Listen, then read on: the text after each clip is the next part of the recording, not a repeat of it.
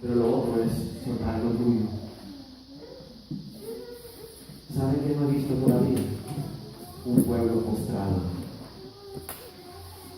No he visto todavía una iglesia donde yo vaya y que todos estén postrados en el piso, adorando a Jesús. ¿Por qué? Porque son demasiado dignos. No, yo no, porque yo soy de familia. No, yo no. Yo soy. ¿Sabes quién es el yo soy? Él es el yo soy. Tú no.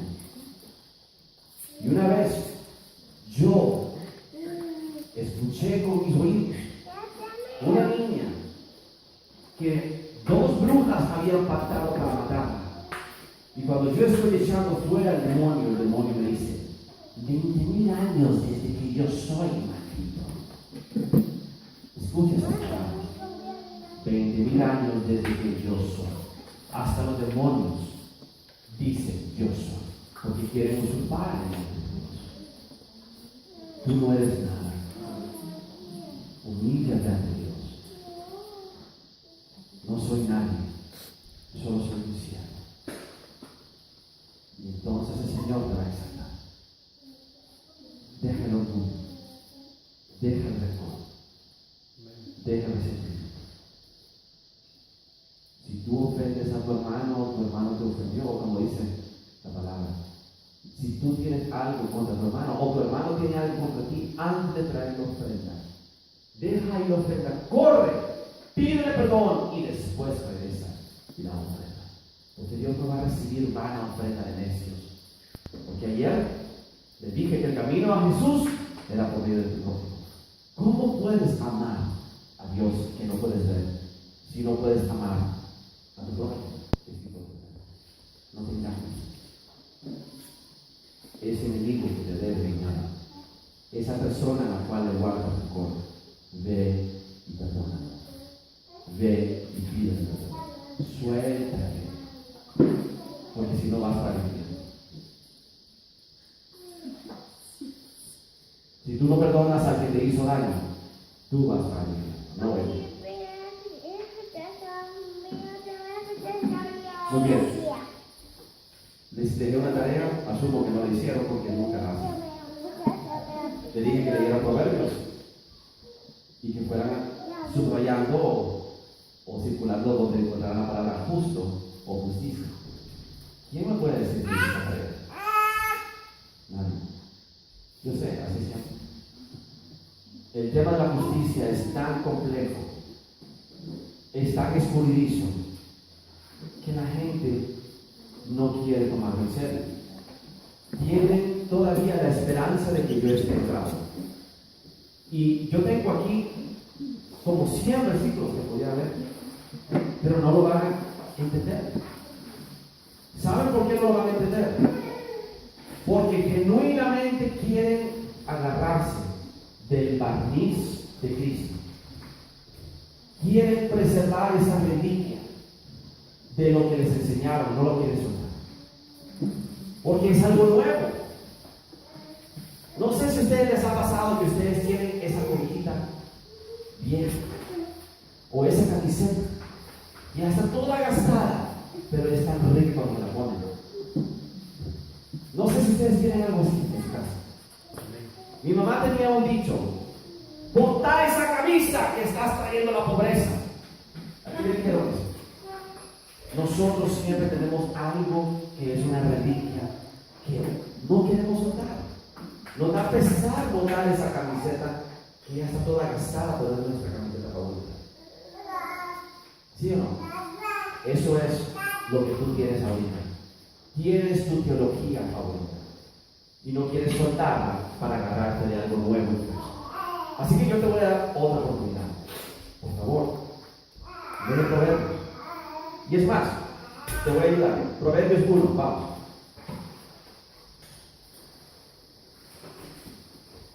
Proverbios 1 inicia diciendo: ¿para qué son los proverbios? Te dije que proverbios, salmos eran profetas. David, Salomón, ambos eran profetas. Entonces, si tú miras Proverbios 1, dice: Los proverbios de Salomón, hijo de David, rey de Israel, para entender sabiduría y doctrina, para conocer razones prudentes.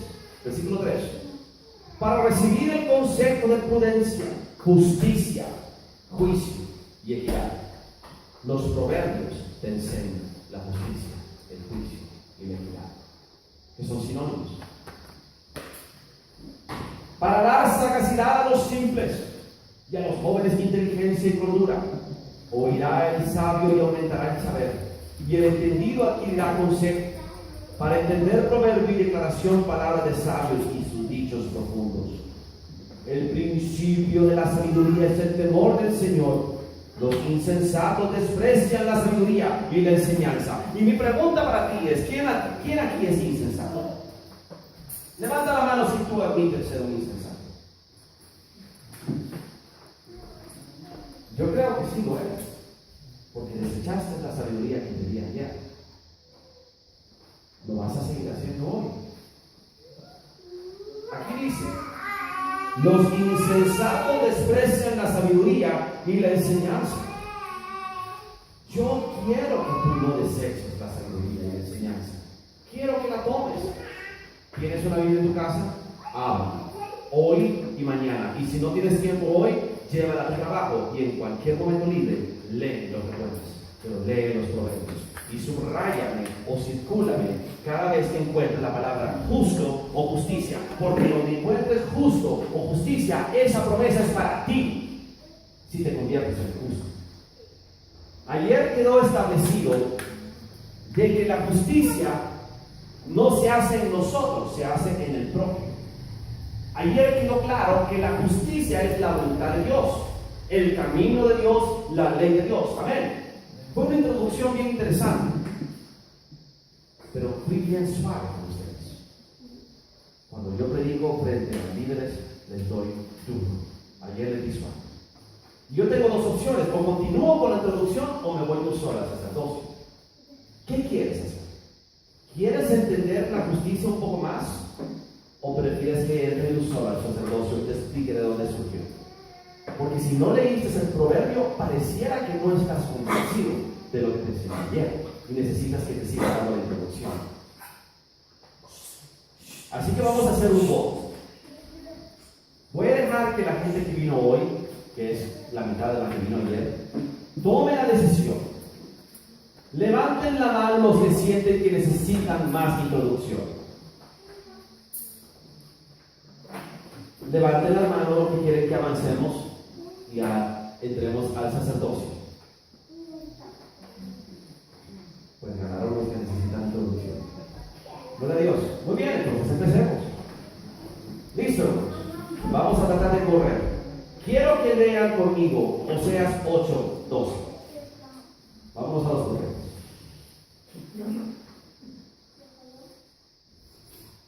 Oseas 8:12.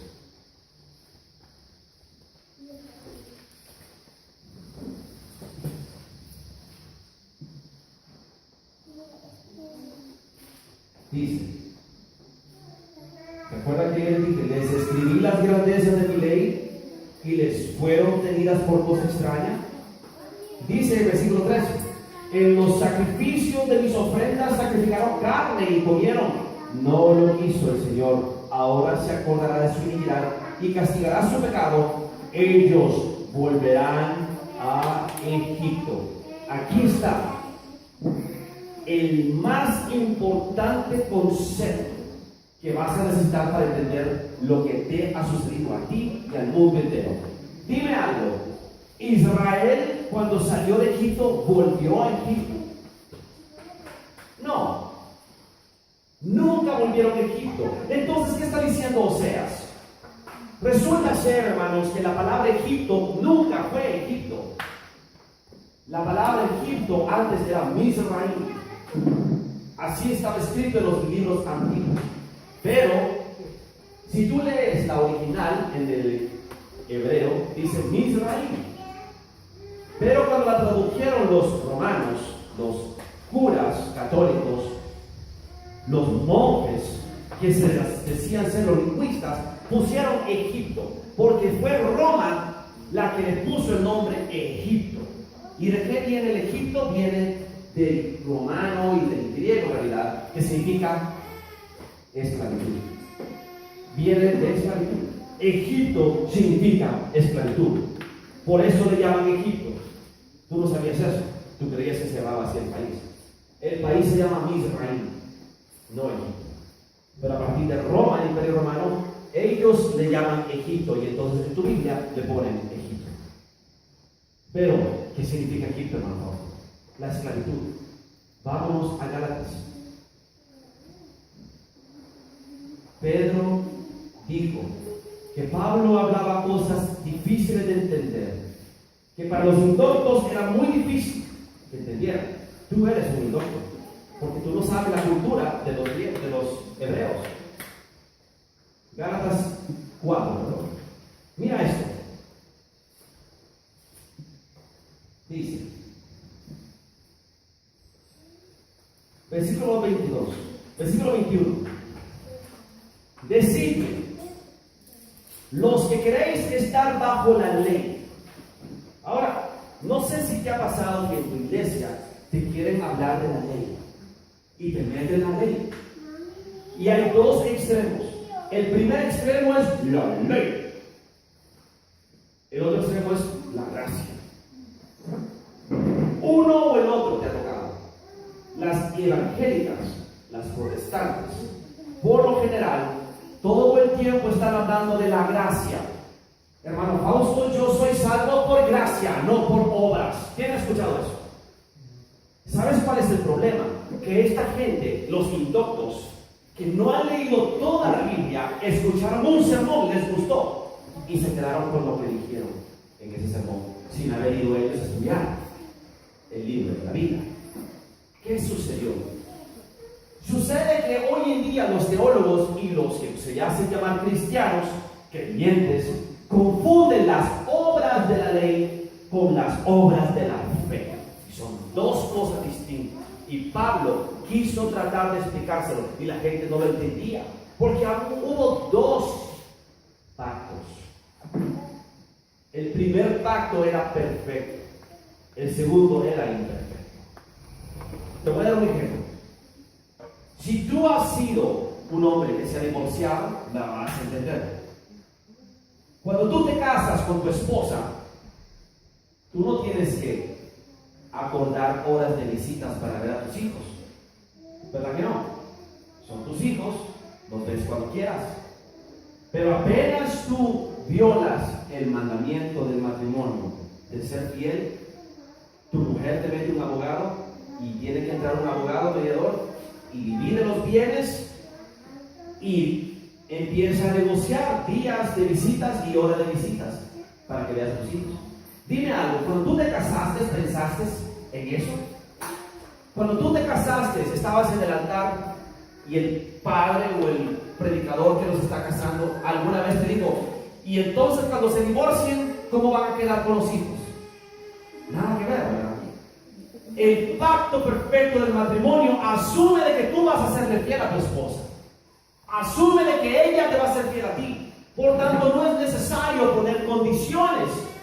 Pero cuando viene el marido, que por lo general es el marido el que comete el error, y le quema la pata o le es infiel a su esposa, la mujer busca un abogado y viene el abogado, pone una demanda de divorcio y empiezan a poner condiciones. ¿Sí o no? Dime algo. ¿Qué tiene que ver el divorcio con el matrimonio? En realidad nada. El uno era un pacto lleno de amor, ¿verdad? El uno era algo bello, el sueño de los dos. El otro es destrucción, es muerte. Destruye lo que era bello y lo convierte en guerra, ¿verdad? Y a una vez que se mete un abogado de divorcio, la relación se vuelve un infierno, ¿verdad? Lo único que los une es el vínculo común de los niños. De ir capaz y se matan, ¿verdad? Eso fue lo que le pasó al pueblo de Dios. ¿Y cuándo, hermano Fausto? ¿De qué habla? Estoy hablando del día que salieron de Egipto Y Dios le dice: vosotros me seréis un pueblo santo para mí. 40 días más tarde, Israel le dice a Aarón: haz tus dioses que vayan delante de nosotros, porque ese tal Moisés no sabemos qué pasó con ese niño. Seguramente está muerto, 40 días sin comer y sin beber. Entonces Aarón les hace caso y les hace un becerro y empiezan a danzar y a hacer una fiesta para Jehová, como dice ahí. Dime algo, ¿qué tenía que ver el becerro con Jehová? Digamos que Jehová es el Dios verdadero. Digamos que ese es el nombre que usted dijo ayer que era papá. Pero ellos dijeron al becerro: mañana haremos fiesta para Jehová. ¿Ven lo que estaba haciendo Israel? Israel se estaba rebelando contra Dios y violó el pacto de Dios. Fue una ramera. En la noche de bodas, la mujer que se acaba de casar se fue a acostar con otro. Prácticamente eso fue lo que pasó. Entonces viene el divorcio. Y Moisés les impone la ley. Entonces, cuando viene Cristo y restaura la relación con Dios y hace un nuevo pacto, ya no es por las obras de la ley, ya no es por medio de los 10 mandamientos, ya no es por medio de la circuncisión. Las obras de la ley pasaron y pasamos a la ley real que dice en Santiago: si vosotros guardares la ley real. ¿Por qué le llaman la ley real? Porque es para los reyes. Ama a tu prójimo como a ti mismo. Es la ley real. Tú eres rey. Si eres el pueblo de Dios, reyes y sacerdotes para Cristo, ¿cuál ley debes de guardar? ¿Los 10 mandamientos o ama a tu prójimo como a ti mismo? ¿Quién dice la segunda? Díganme. La ley de ama a tu prójimo como a ti mismo resume toda la ley y los profetas. Amén. Así que, ¿cuál ley debes cumplir tú? Porque ahí en Tegucigalpa, en el Parque Central, hay un montón de católicos, mesiánicos, rabínicos, que le andan diciendo a la gente que se haga la circuncisión. Porque la ley de la Torá lo dice. Dime tú, debes de hacerte la circuncisión, y las mujeres que van a hacer. Ese es el error que han cometido todas las personas: confundir la ley, las obras de la ley con las obras de la fe. Yo quiero quitarte esa venda. Yo quiero que tú abras los ojos. Gálatas 4, versículo 22. Porque está escrito que Abraham tuvo 2 hijos, uno de la esclava, el otro de la libre. Pero el de la esclava nació según la carne, más el de la libre por la promesa. ¿De quién está hablando? De Ismael y de Israel. Ismael fue el primogénito, ¿sí o no? Pero voy a leerte en Éxodo 4, donde Moisés le dice a Dios: ve y dile al faraón. Escucha las palabras que le dice Dios a Moisés que le diga al faraón. Grábatelas.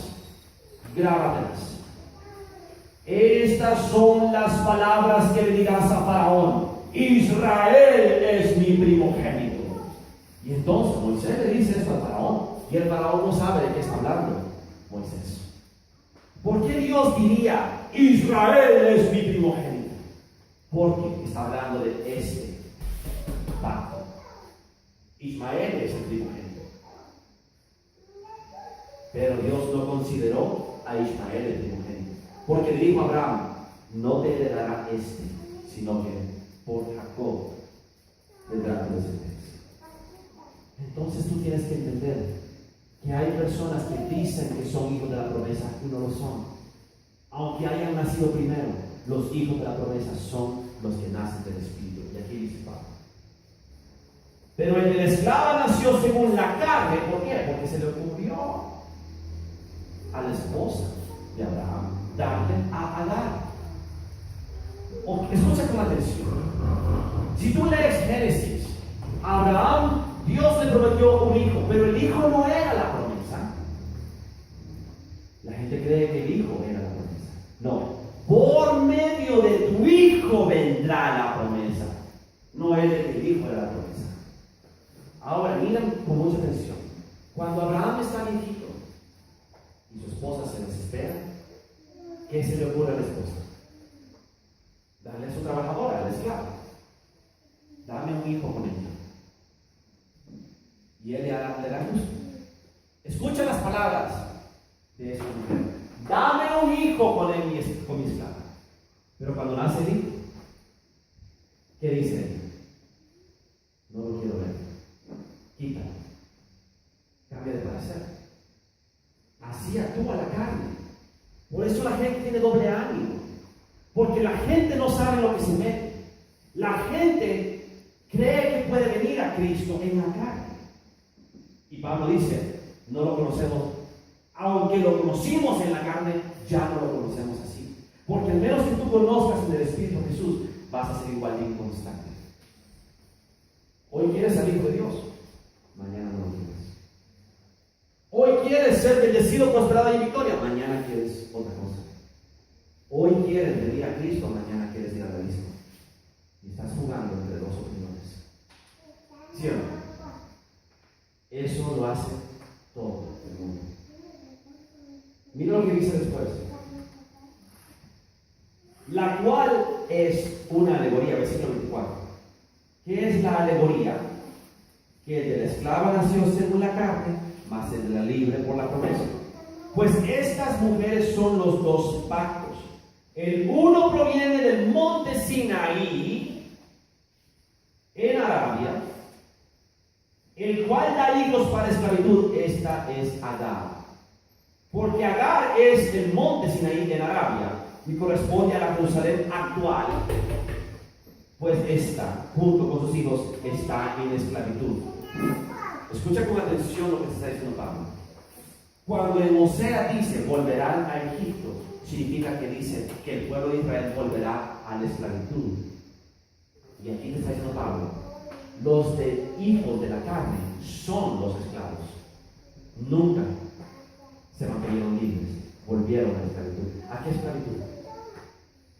Sigamos. Mas la Jerusalén de arriba, la cual es madre de todos nosotros, es libre. Quiero que entiendas con mucho cuidado lo que te voy a explicar. Hay dos tipos de creyentes. Los que nacieron de la carne y no han recibido el Espíritu Santo, esos nunca se mantienen libres. Vuelven a la esclavitud del pecado y de la ley. Y a la religiosidad se apoya. Dime algo, ¿has conocido a una persona que maldice y hace todo tipo de cosas como ir a jugar brujería, a que le lean las cartas, bebe y dice yo soy hijo de Dios? ¿Has escuchado a eso? ¿Has escuchado a un drogadicto decirle a tu cara que Jesús lo ama y que Jesús no lo rechaza? Que Jesús solamente mira el corazón. ¿Has escuchado a un borracho, a un drogadicto decirte esas palabras? Cuando yo le digo, hermano, usted está rechazando a Cristo, no, yo no lo rechazo. Él me ama. Él no me rechaza. ¿Has escuchado a esa gente decir eso? Los sicarios, los maderos, dicen que son hijos de Dios. ¿Tú les crees? Son hijos de la carne. Ellos creen que están adentro, pero están afuera. Los hijos del Espíritu, los que reciben el Espíritu Santo y son transformados y nacen de nuevo, esos son los hijos de la promesa. El problema es que hoy todo está mezclado y la gente cree que el uno es el otro. Yo te voy a decir algo. Hay dos pactos. Aquí lo dice. ¿Al cual perteneces tú? Porque el primer pacto se hizo en el monte Sinaí, pero lo violaron. Dime algo. Si tú violas un pacto con Dios, ¿Él está obligado a cumplirlo también? ¿Es usted más que Dios? No. Si tú violas el pacto que hiciste con Dios, Él no tiene por qué seguir cumpliendo. ¿Es correcto? Te voy a enseñar el pacto. Vete conmigo a Éxodo 19.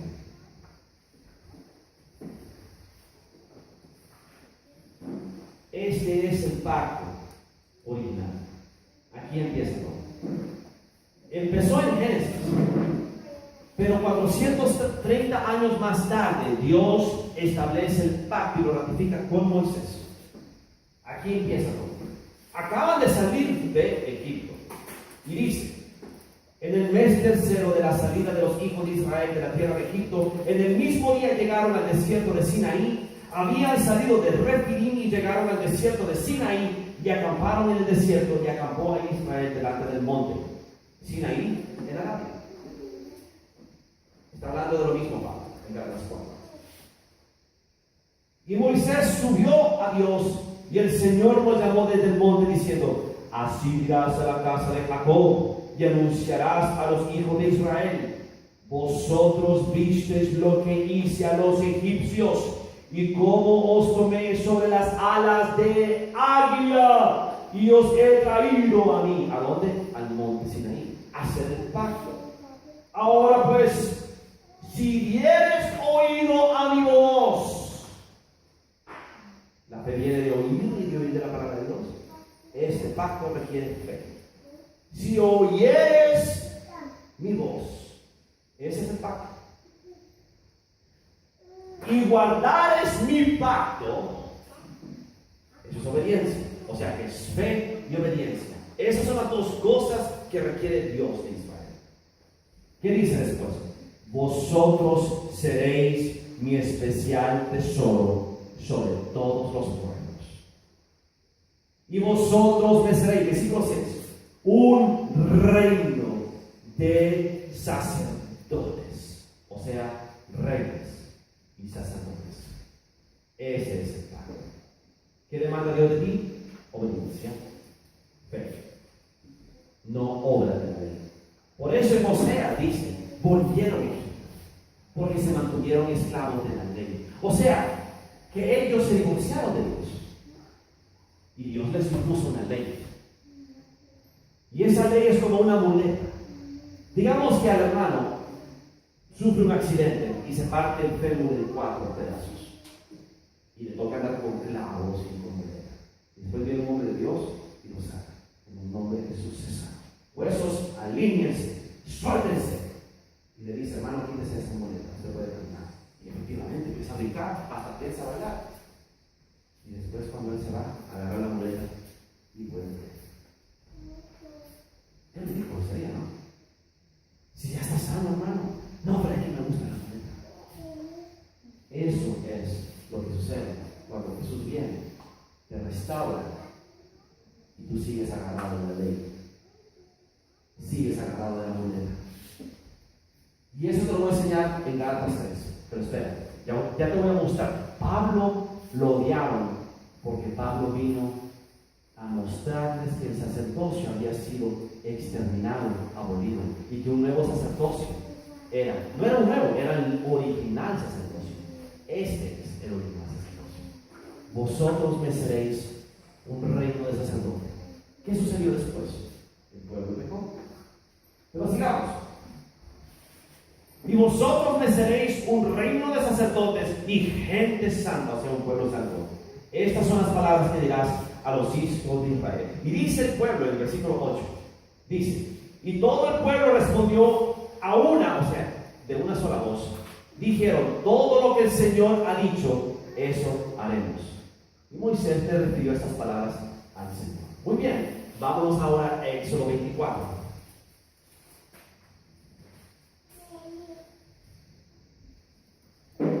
Versículo 3.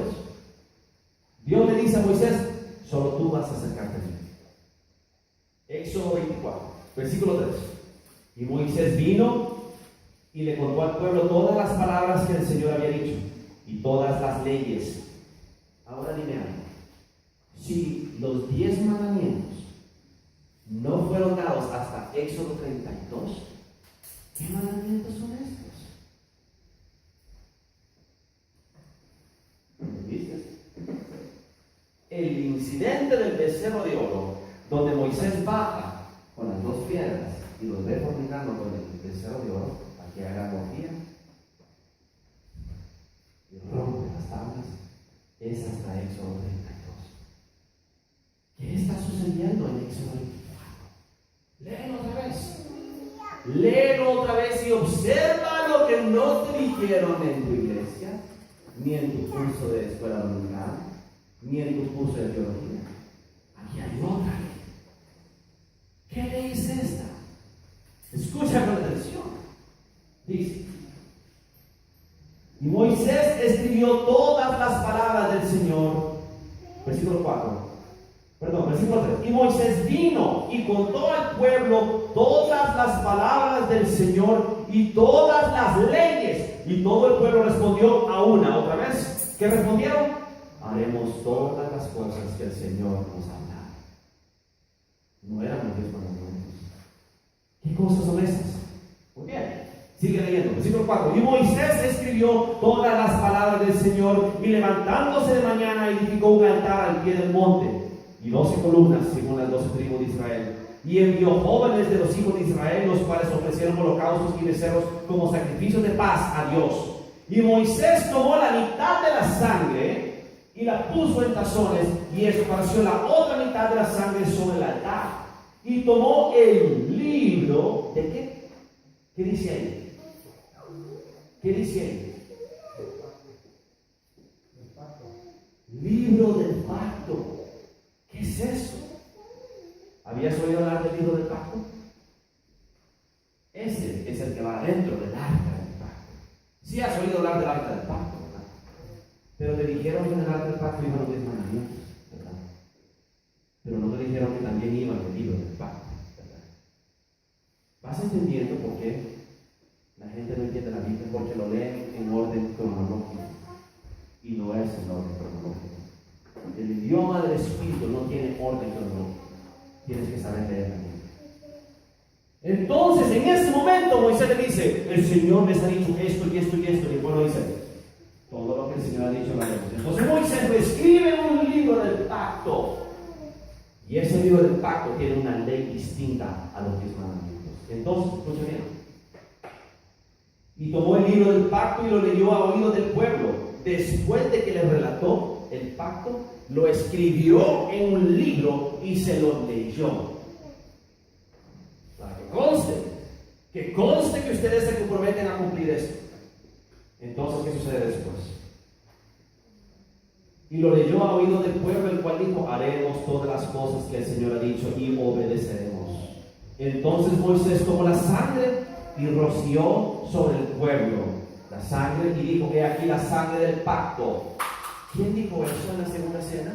En la última cena con los discípulos. Jesús. Cuando Jesús levanta la copa y dice: esta es la sangre de mi nuevo pacto, está refiriendo a este pacto. Por esa la última cena. Te la voy a mostrar. Yo te voy a ir desglosando el barniz de Cristo.